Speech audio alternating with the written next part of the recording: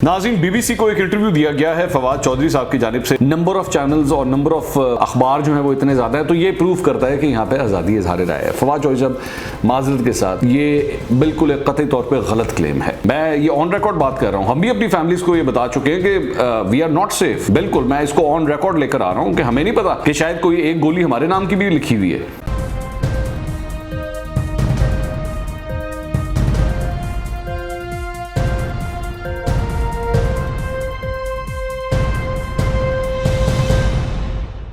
अस्सलाम वालेकुम नाज़रीन, मैं हूं मंसूर अली खान। अपने YouTube चैनल के ऊपर आपको खुशामदीद कहूँगा। सबसे पहले आपसे दरख्वास्त के चैनल को सब्सक्राइब करना मत भूलिएगा और बेल आइकन ज़रूर प्रेस कीजिएगा।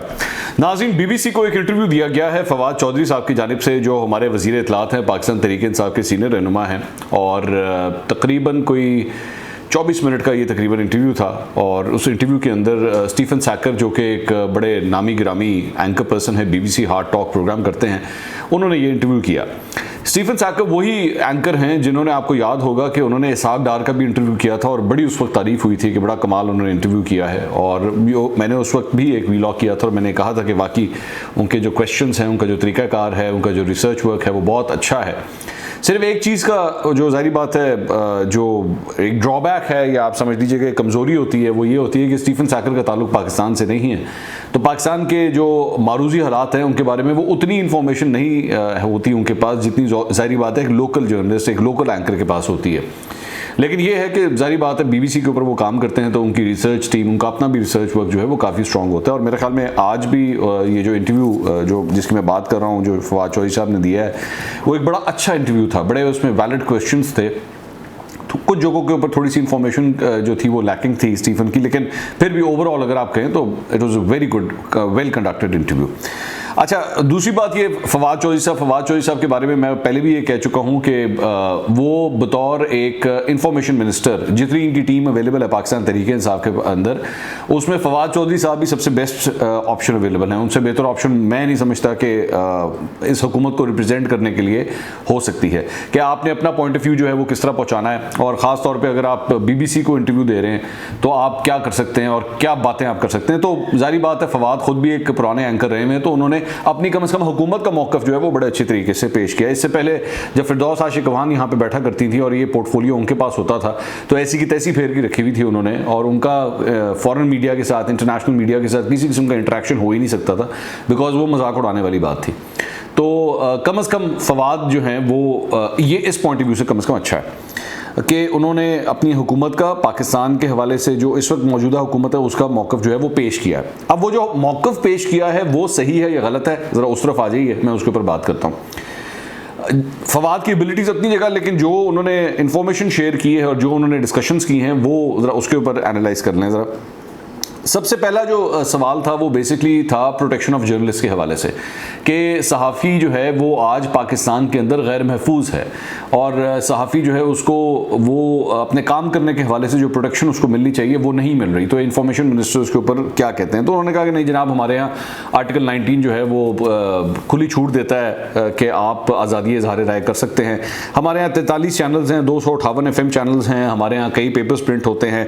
तो बेसिकली उनका ये कहना था कि जी आप हमारा साइज़ देखें, यहाँ पे कितनी आज़ादी है कि हमारे यहाँ जो है वो इतने ज़्यादा नंबर ऑफ़ चैनल्स और नंबर ऑफ़ अखबार जो है वो इतने ज़्यादा है, तो ये प्रूव करता है कि यहाँ पे आज़ादी इज़हार राय है। फवाद चौधरी साहब, माजरत के साथ, ये बिल्कुल एक कतई तौर पर गलत क्लेम है कि क्योंकि इतने ज़्यादा लोग जो हैं वो यहाँ पे सब कुछ करते हैं तो इसका मतलब है कि ये सब कुछ ठीक है। मैं पाकिस्तान के अलावा दुनिया के कई ऐसे ममालिक बता सकता हूँ। एक तो आपका बड़ा ही करीबी दोस्त मुल्क भी है जहाँ पे मेरे ख्याल में ये तो आपने चंद नंबर बताए हैं ना, वहाँ पे करोड़ों की तादाद में लोग जो हैं वो सोशल मीडिया के ऊपर मौजूद हैं, लेकिन वो खुल के अपनी इजहार राय नहीं कर सकते। करोड़ों लोगों को जो है वो अपनी एक्सप्रेशन से रोका गया हुआ है उस मुल्क के अंदर। तो पाकिस्तान के अंदर सिर्फ चूँकि 43 चैनल्स काम करते हैं, 258 FM चैनल्स काम करते हैं, इसका मतलब ये नहीं है कि पाकिस्तान में आज़ादी इज़हार राय मौजूद है। और अगर कोई ये कहता है और अगर कोई ये एक्सेप्ट करता है कि ये वाकई इसी तरह ही है, तो मेरे ख्याल में वो किसी ख्वाबों की दुनिया में रह रहा है, इससे कम नहीं है।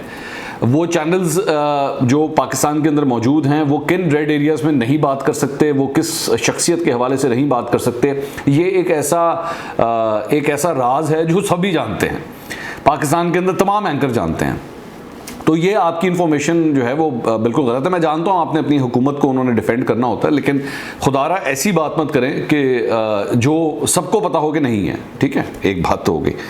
उसके बाद उन्होंने फरमाया कि जनाब सवाल किया गया स्टीफन की जानिब से कि जनाब असद अली तूर के ऊपर जो है अभी सिर्फ 2-3 दिन गुजरे हैं कि उनके ऊपर ये हमला हुआ है, तो आप किस तरह कह सकते हैं। उससे पहले अबसार आलम के ऊपर भी हमला हो चुका है। मतीउल्लाह जान के बारे में बहरहाल उन्होंने डिस्कस नहीं किया, लेकिन वैसे मैं बात कर रहा हूँ कि उनको भी अगवा किया गया था, तो आप कैसे कह सकते हैं। उन्होंने कहा नहीं जनाब वो हमने उसका नोटिस लिया है, सीनियर पुलिस ऑफिशियल्स इसके लुक आफ्टर कर रहे हैं, हमें फुटेज भी मिल गई है, लेकिन ये इससे ये साबित नहीं होता कि यहाँ पे आज़ादी इज़हार राय नहीं है। अबसार आलम के हवाले से भी उन्होंने कहा कि जनाब ये इंडिविजुअल इंसिडेंट्स हैं, पाकिस्तान में देखें और भी बड़े इस तरह के वाक़यात होते हैं कि जनाब यहाँ पे टेररिज्म के वाक़यात होते हैं, सिविलियंस को टारगेट किया जाता है, तो ये भी जो है वो उसी ज़िम्न में आता है। अब मेरा इस पर जो छोटा सा इख्तलाफ है फवाद साहब के साथ वो ये है कि वो जो सिविलियंस को टारगेट किया जाता है वो इस वजह से टारगेट किया जाता है क्योंकि वो सिविलियंस हैं, वो दहशत फैलाने के लिए किया जाता है। इन सहाफ़ियों को टारगेट किया जाता है क्योंकि ये सहाफ़ी हैं। इनको असद अली तूर को या अबसार आलम को या मतीउल्लाह जान को इस वजह से टारगेट नहीं किया गया कि वो राह चलते एक आम शख्स थे और बस उनके साथ ये हो गया कि मतीउल्लाह जान को जो है वो 4 बंदे गाड़ी में आए और आके उठा के ले गए। उनको पता ही नहीं था कि वो कौन है मतीउल्लाह जान, वो तो वैसे ही उधर गए, वो बाद में जाके कोइंसिडेंटली पता लगा ओह ये तो जर्नलिस्ट है। ऐसा नहीं है। मतीउल्लाह जान अगर उठाए गए थे तो उसकी वजह ये थी कि वो एक जर्नलिस्ट हैं। अबसार आलम को गोली लगी थी तो इसकी वजह ये है कि उनका ताल्लुक मीडिया के साथ है और उनके ख्यालात जो हैं वो पसंद नहीं हैं। असद अली तूर को भी अगर टारगेट किया गया है तो उनके मुताबिक इसी वजह से टारगेट किया गया है क्योंकि उनकी कही हुई बातें लोगों को पसंद नहीं हैं। असद अली तूर अगर एक आज आम शख्स होता, एक बैंकर होता, एक मार्केट में काम करने वाला बंदा होता, तो शायद उसको भी इसी तरह टारगेट ना किया जाता। और मैं अभी से ऑन रिकॉर्ड ये बात कहना चाहता हूँ कि हम में से कई एंकर पर्सन्स, मैं खुद इस बात की गवाही दे रहा हूँ, हम में से कई एंकर पर्सन्स, कई सहाफ़ी जो हैं वो आज ये समझते हैं कि हम भी सेफ नहीं हैं। बिल्कुल, मैं ये ऑन रिकॉर्ड बात कर रहा हूँ। हम भी अपनी फैमिलीज़ को ये बता चुके हैं कि वी आर नॉट सेफ। बिल्कुल, मैं इसको ऑन रिकॉर्ड लेकर आ रहा हूँ कि हमें नहीं पता कि शायद कोई एक गोली हमारे नाम की भी लिखी हुई है, कहीं पे कहीं हमें भी किसी दिन उठा के ले जाया जाएगा या कोई हम पे भी तशद्दुद किया जाएगा, हमें कुछ नहीं पता इस बात का। तो ये ख्वाबों की दुनिया कम से कम मत बनाइए। हाँ, आप ये कह दीजिए कि हाँ ठीक है हम इसकी इन्वेस्टिगेशन करेंगे और जो हुआ है गलत हुआ है और नहीं होना चाहिए था, लेकिन ये इसको इस बात के साथ मत जोड़ें कि जी एक रैंडम किस्म का इंसिडेंट था और जी कोई ये तो सबके साथ ही होता है। ये सबके साथ इस वजह से नहीं होता कि वो ये अपने काम की वजह से। आज एक बैंकर को या एक एडवर्टीजमेंट कंपनी में काम करने वाले को या किसी मल्टीनेशनल कंपनी में काम करने वाले को किसी वजह से अगर उठाया जाता है या उस पर तशद्दुद किया जाता है तो there is a reason behind this. The reason behind Asad Ali Toor, Matiullah Jan और अबसार आलम इज कि वो जर्नलिस्ट हैं। वो जर्नलिस्ट हैं, उनके काम की वजह से उनको टारगेट किया जाता है। ठीक है, तो इस चीज़ को ज़रा पहले एक क्लियर कर लें। अच्छा, फिर उसके बाद उनसे बात हुई तलत हुसैन के हवाले से कि जी तलत हुसैन का जो है वो प्रोग्राम बंद हो गया। तो उसका फवाद जॉई साहब ने ये जवाब दिया कि जी पहली बात तो वो उनको जर्नलिस्ट ही कंसिडर नहीं करते, तलत हुसैन को वो जर्नलिस्ट ही कंसिडर नहीं करते। तो क्योंकि वो उनका बड़ी देर हो गई, उन्होंने कोई प्रोग्राम ही नहीं देखा हुआ। अच्छा मैंने पता करवाया, तलत हुसैन साहब का प्रोग्राम जो है वो जियो में फरवरी 2015 में शुरू हुआ था और तकरीबन नवंबर 2018 में बंद हुआ। फवाद चौधरी साहब ने फरमाया कि जी उनका प्रोग्राम इसलिए बंद हुआ था कि उनकी रेटिंग्स नहीं आती थी। ठीक है, और उन्होंने कहा कि चूंकि मीडिया इंडस्ट्री है और जहाँ पे अगर किसी एंकर की रेटिंग्स नहीं आ रही तो जाहिर बात है फिर उसके बाद वो चैनल जो है वो उसको निकाल देगा। ठीक है, बिल्कुल सही। अच्छा, मेरे पास ना तकरीबन 2016 से, मेरे पास 2015 में उनकी हायरिंग हुई थी, मेरे पास 2016 से रेटिंग्स पड़ी हुई हैं, सारी पड़ी हुई। मैंने तलत साहब की रेटिंग्स निकाली और मैंने चेक किया कि ये क्या ये बात फैक्चुअल है।